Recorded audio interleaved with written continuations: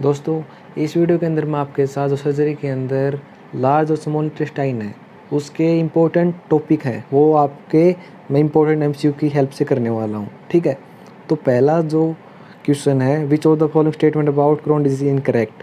तो इस क्वेश्चन को सोल्व करने के लिए हमें क्रोन डिजीज़ के बारे में कुछ पॉइंट पता होने चाहिए। तो कुछ पॉइंट मेन पॉइंट आते हैं। रेक्टल स्पेयरिंग एक कैरेक्टरिस्टिक फीचर आती है और नॉन कैजेटिंग ग्रानुलोमा भी इसकी एक फीचर है। क्रोन डिजीज़ और अल्सरेटिव कोलाइटिस अलग अलग डिस्टिंक्ट रीजन है और cigarette smoking is a risk factor. तो ये आपके पॉइंट इस क्वेश्चन को सोल्व करने के लिए आपको पता होना चाहिए मेन। ठीक है, उसके बाद हमें इस क्वेश्चन की हेल्प से हम करेंगे अल्सरेटिव कोलाइटिस। अल्सरेटिव कोलाइटिस के बारे में क्या क्या पता होना चाहिए आपको। सबसे पहला होता है कि involvement of large intestine with anal sparing होता है इसके अंदर। Risk of malignancy duration of disease के साथ बढ़ता है और जो स्ट्रक्चर फॉर्मेशन होता है वो फीचर ऑफ क्रोन डिजीज़ होती है, न कि अल्सरेटिव कोलाइटिस। ठीक है, और जो क्रीप्ट एब्सेस है वो पैथोगोनोमिक फीचर होता है इसका, लेकिन स्पेसिफिक फाइंडिंग नहीं होती इसके अंदर। ठीक है, यह बात आपको इस क्वेश्चन को सोल्व करने के लिए आपको पता होनी चाहिए। नेक्स्ट क्वेश्चन पे चलते हैं। Common site of involvement in the Crohn disease. इस क्वेश्चन की हेल्प से हम साइट देखेंगे। Common site for Crohn disease and ulcerative colitis की इसके लिए टर्मिनलियम है, इसके लिए रेक्टम है। और उसके बाद हम चलेंगे जो अल्सरेटिव कोलाइटिस का एक कॉम्प्लिकेशन है टॉक्सिक मेगाकोलोन।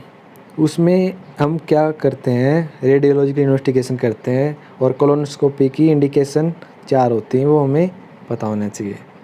नेक्स्ट क्वेश्चन पे चलते हैं। आपका all of the following is true regarding superior mesenteric artery syndrome. इसके क्वेश्चन के लिए हमें सुपीरियर मेजेंट्रिक आर्टरी सिंड्रोम पता होने चाहिए। क्या होता है कि इसके थर्ड पोर्शन डुओडेनम के कारण कंप्रेस हो जाता है और इसमें जो कि ऑप्शन दे रखे हैं वो ट्रीटमेंट चॉइस की बात कर रहा है। तो कुछ ट्रीटमेंट चॉइस हमें पता होनी चाहिए। इनल पेनक्रियाज के लिए, ड्यूडेनम के लिए लिख रखे हैं आगे इनके, और जो सुपीरियर मेजेंट्रिक आर्टरी सिंड्रोम उसके लिए ड्यूडेनोजेजुनोस्टोमी ट्रीटमेंट चॉइस होता है, लेकिन इस ऑप्शन में गैस्ट्रोजेजुनोस्टोमी दे रखा है जो कि गलत है। नेक्स्ट क्वेश्चन पे चलते हैं। जो टाइफाइड फीवर के बारे में हमें कुछ बातें पता होनी चाहिए क्वेश्चन में। कोज, इलियल परफोरेशन का मोस्ट कॉमन कोज, और जो एल्सरेशन नेक्रोसिस होता है वो कहाँ पर होता है, इलियोसिकल पेयर पैसेज के अंदर।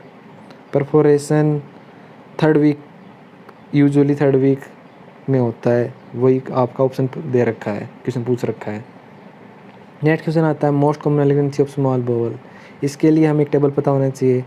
ये जो ट्यूमर है स्मॉल इंटेस्टाइन में, most common tumour in children, malignant tumour, most common site jejunum किस most common site, ileum most common site. ठीक है, और कार्सिनो ट्यूमर के बारे में कुछ पॉइंट है वो आपको पता होना चाहिए। ये मैंने इम्पोर्टेंट जो टॉपिक्स थे वो आपको आपके साथ मैं एमसीक्यू की हेल्प से वो कर रहा हूँ, डिस्कस कर रहा हूँ। तो नेक्स्ट क्वेश्चन है regarding adhesive intestinal obstruction true is. तो हमें पता होना चाहिए एडेसिव इंटेस्टाइनल ऑब्स्ट्रक्शन के बारे में कुछ बातें। उसके लिए हम ये देखेंगे जो एडेसिव ऑब्स्ट्रक्शन होता है उसकी इनिशियल मैनेजमेंट क्या होती है, इंट्रावेनस रीहाइड्रेशन, नेजोगैस्ट्रिक डीकम्प्रेशन। और जो कंजर्वेटिव ट्रीटमेंट होता है वो 72 घंटों से ज़्यादा नहीं होना चाहिए, और लेप्रोटोमी भी करते हैं यदि रिक्वायरमेंट होती है 72 घंटे के बाद। ठीक है, और to prevent recurrence bare area should be covered with omental graft.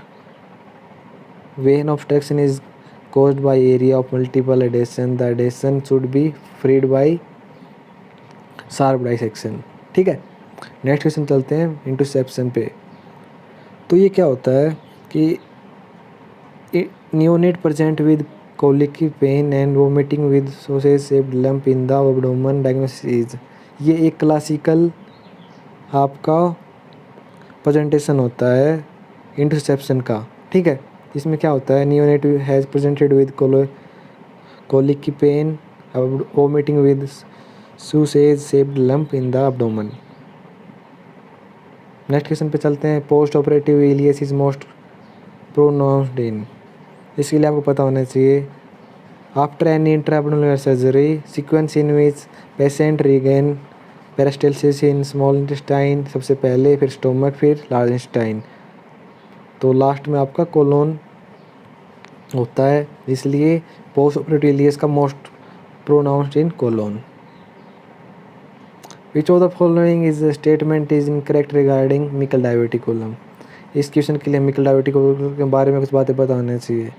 ये एक ट्रू डायवर्टिकुलम होता है, तीनों लेयर होती हैं, और ये जो प्रेजेंट होता है वो एंटी मेजेंट्रिक बॉर्डर पे होता है, और जो एक्टोपिक गैस्ट्रिक म्यूकोसा होता है वो मोस्टली होता है, ठीक है, इसके अंदर। और नेक्स्ट आता कुछ साइन के बारे में बात करने के लिए। जो कॉफ़ी बीन साइन होता है वो किस में मिलता है, इसके साथ साथ आपको कॉफ़ी बीन साइन होता है आपका सिग्मोइड वोल्वुलस, और जो पैलेस्ट्रेनेसिस होता है उसके अंदर आपको डबल डक्ट और रेल रोड ट्रैक साइन देखने को मिलता है। इंटरसेप्शन में आपको क्लोसिंग साइन मिलता है, और आपका we get multiple air fluid level on X-ray abdomen standing, ठीक है, ये गलत है लास्ट वाला स्टेटमेंट। लास्ट नेक्स्ट क्वेश्चन है incidence of malignancy of is maximum in. इसके लिए आपको पता होना चाहिए कि जो विलस एडिनोमा होता है वो आपका मैक्सिमम रिस्क होता है। जुलाइन पॉलिप आपका कम, जो एक तुम्हारा नॉन न्यूप्लास्टिक होता है, हाइपरप्लास्टिक की नॉन न्यूप्लास्टिक होता है। जो ट्यूबुलर एडिनोमा होता है वो तुम्हारा एडिनोमेटोसी पॉलिप होता है, लेकिन इसकी लेस देन मिलियनेंट पोटेंशियल होता है कंपेयर टू विलस पॉलिप, ठीक है। नेक्स्ट चलते हैं, colonic disease can be diagnose by all except. इसके लिए हमें कुछ टेक्निक पता होनी चाहिए कि बेरियम सेवेलो किस लिए यूज़ करते हैं, बेरियम व्हील किस लिए करते हैं, बेरियम व्हील फॉलो किस लिए करते हैं, बेरियम इनिमा एरेंटेरोलाइसिस किसके लिए हम करते हैं। आप ये टेबल बहुत इंपॉर्टेंट है, आपको पता होना चाहिए। नेक्स्ट आता है जेनेटिक एबनॉर्मलिटी इन कॉलोनिक कार्सिनोमा, उसके लिए हमें पता होना चाहिए ये टेबल। एक तो ये टेबल कौन से जीन इन्वॉल्व होते हैं, और इसके साथ आपको पता होना चाहिए कि सीक्वेंस, पहले आपका APC, फिर केरास, फिर T53, फिर पहले एडिनोमा, फिर कार्सिनोमा, फिर मेटास्टेसिस, ठीक है, ये आपकी सीक्वेंस है। नेक्स्ट क्वेश्चन पे चलते हैं, most important prognostic factor for colorectal carcinoma is. Prognostic factor पता होने के लिए हमें पता होना चाहिए most important stage of disease, single most lymph node status, ठीक है, no effect on prognosis, tumour size, duration of symptom, ये पॉइंट आपको हमें पता होने चाहिए। तो इस वीडियो में हमने डिस्कस किया जो आपका लार्ज और स्मॉल इंटेस्टाइन में आपके जो इम्पोर्टेंट टॉपिक थे, और इम्पोर्टेंट टॉपिक में इम्पोर्टेंट पॉइंट हमने MCQ की हेल्प से डिस्कस किया आपके साथ। तो थैंक यू, बाय।